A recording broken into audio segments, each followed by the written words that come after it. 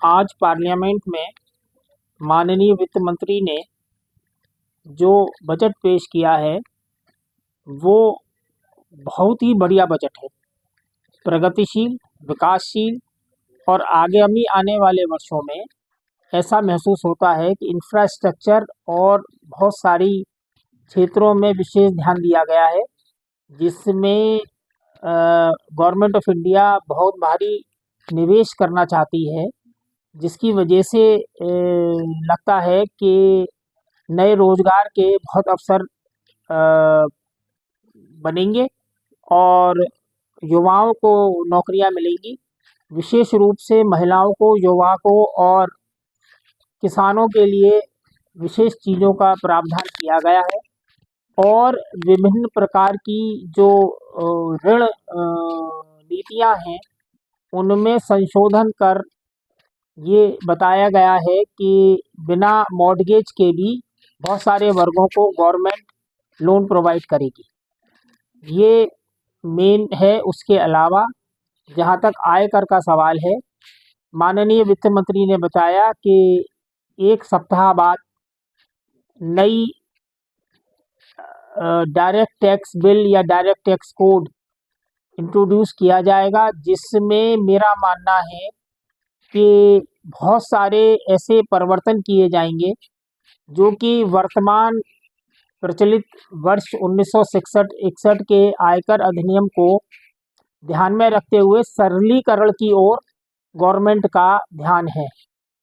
और उसके आने के बाद ही पता लगेगा कि उसमें क्या क्या चीज़ें करदाताओं के लिए और अच्छी प्रोवाइड की गई हैं।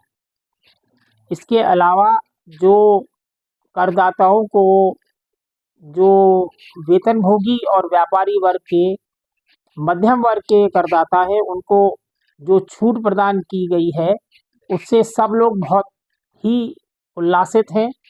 और ये लग रहा है कि गवर्नमेंट ने एकदम 7 लाख रुपए से 12 लाख रुपए की जो छूट प्रदान की है और 12 लाख रुपए की इनकम तक कोई टैक्स नहीं लगेगा और स्लैब सिस्टम में जो चेंज किया है उससे सभी वर्ग के करदाताओं को बहुत फ़ायदा है।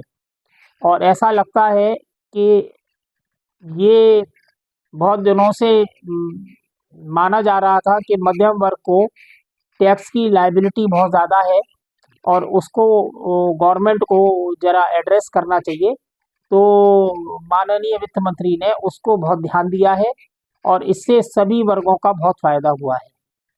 और बाकी टीडीएस और टीसीएस के जो प्रोविज़न्स हैं, जो जिनको कंप्लाई करने में व्यापारी वर्ग को बहुत कठिनाइयों का सामना करना पड़ता था, उसको भी गवर्नमेंट ने सरलीकरण इस बजट में प्रपोज़ किया है।